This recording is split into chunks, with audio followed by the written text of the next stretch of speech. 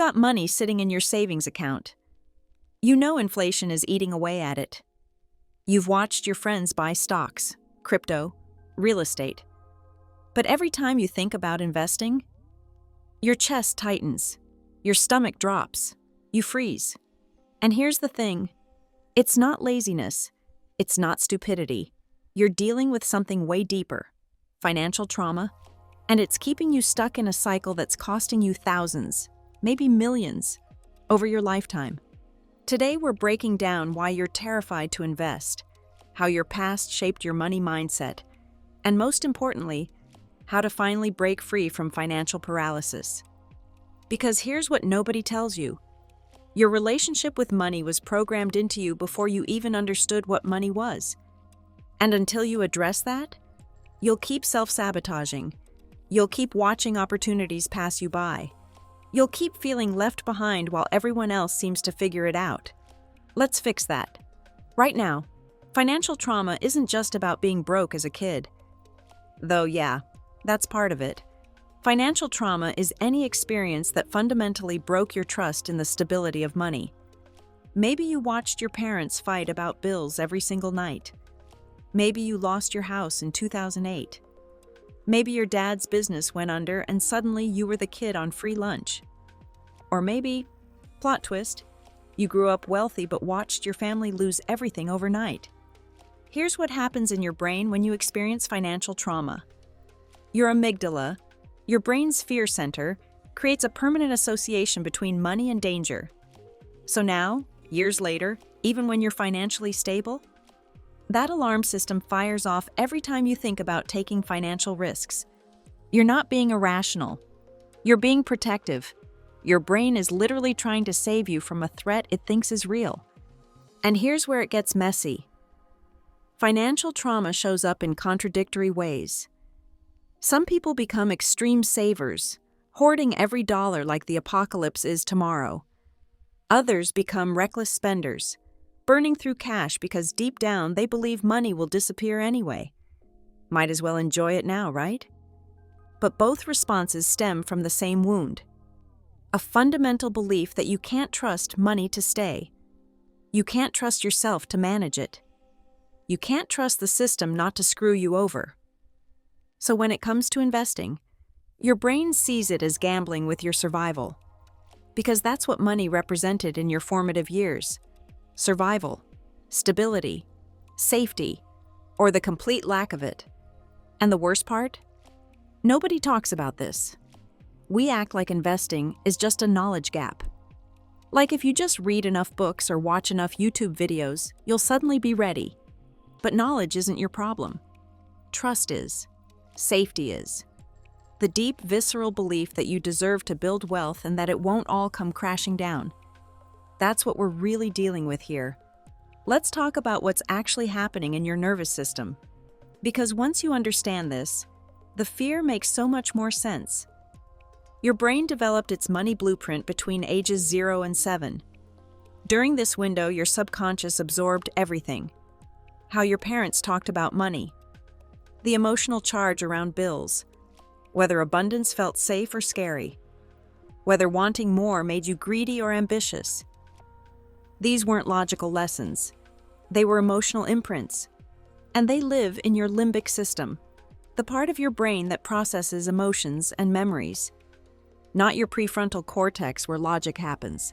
This is why you can know investing is smart and still feel paralyzed. Your logical brain is saying, compound interest, diversification, long-term growth. But your emotional brain is screaming, danger, loss, betrayal. Remember what happened last time. And here's the kicker. Your emotional brain is faster and stronger. It's been keeping humans alive for millennia. Logic? That's the new kid on the block.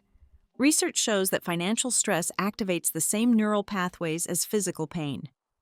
Your brain literally experiences potential money loss the same way it experiences getting punched. So when you think about putting your savings into the stock market, it's not just discomfort. It's your brain perceiving a genuine threat to your well-being. Add in something called negativity bias. Your brain is hardwired to remember losses more intensely than gains. You could make money on 9 investments and lose on one, and guess which one your brain fixates on? The loss. Every single time. This is why one bad experience, or even one story you heard about someone losing their retirement in a crash, can override 100 success stories.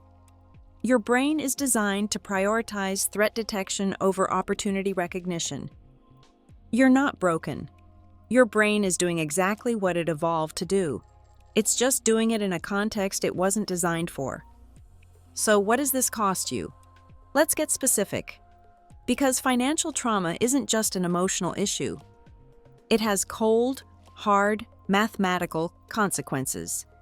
If you're 25 and you invest $200 a month with a 7% average return, by age 65, you'll have around $525,000.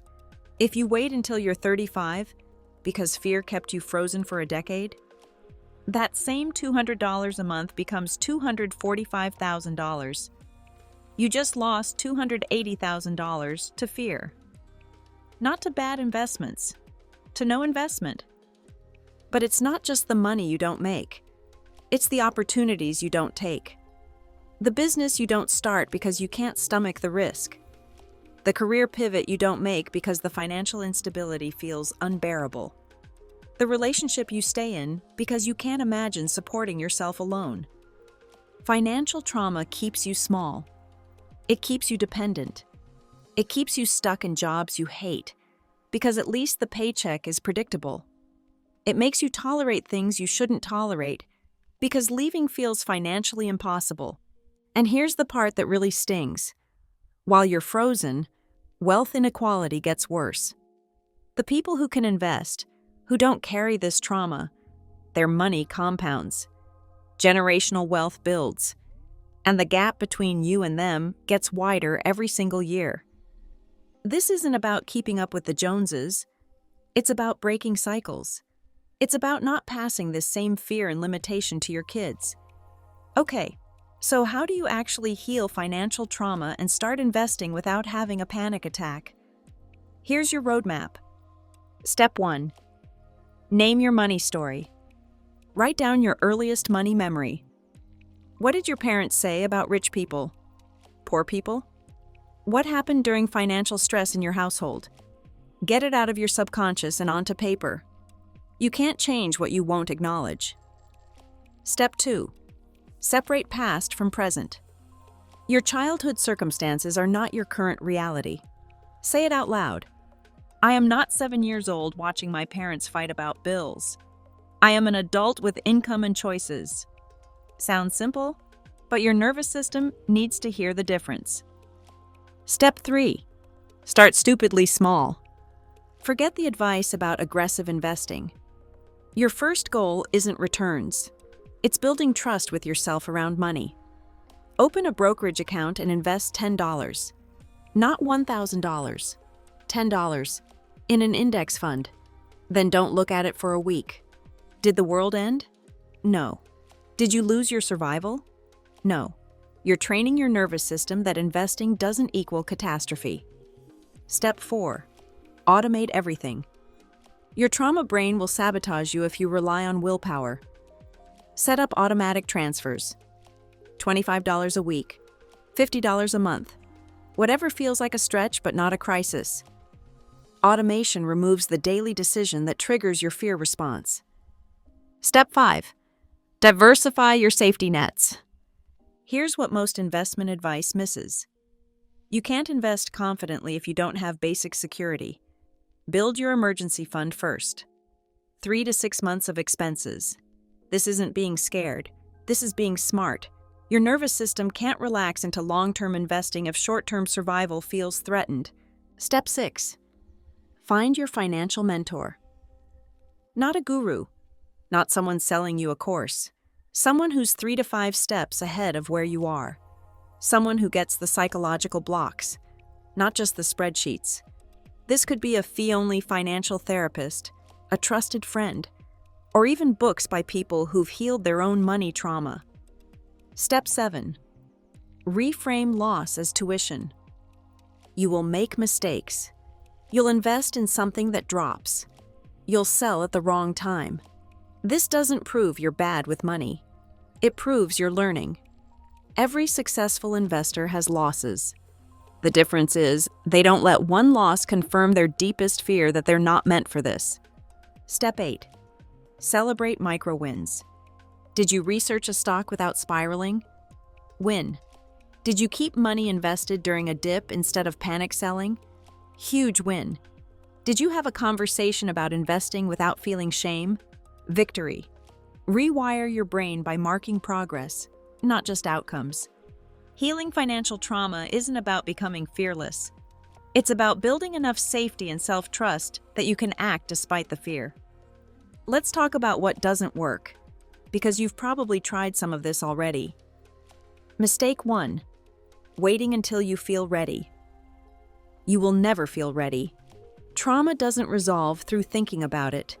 It resolves through safe, repeated exposure. Action creates safety, not the other way around. Mistake 2. Going all in too fast. The opposite of paralysis is recklessness, and that's just another trauma response. Don't overcorrect by dumping your entire savings into crypto because you're desperate to catch up. That's not healing. That's swinging from one extreme to another. Mistake 3. Ignoring the emotional work.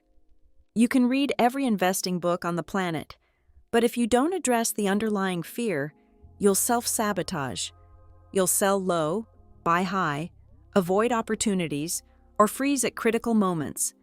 Knowledge without nervous system regulation is useless. Mistake 4. Comparing your Chapter 1 to someone else's Chapter 20. That influencer bragging about their portfolio? You don't know their starting point, their privilege, their family safety net. Your journey is yours. Comparison will only reinforce the shame that's keeping you stuck.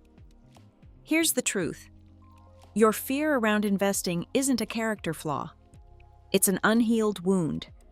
And wounds don't heal from being ignored. They heal from being acknowledged, tended to, and given time. You don't need to become a finance bro or a risk taker or someone you're not. You just need to take one small step that proves to your nervous system that you're safe, that you're capable, that your financial future doesn't have to mirror your financial past. So what's your one step today? Open that brokerage account? Transfer $20? Write down your money story? Pick one. Do it today. And remember, investing isn't just about building wealth. It's about reclaiming power over a part of your life that trauma tried to take from you. You've got this, and your future self is already thanking you.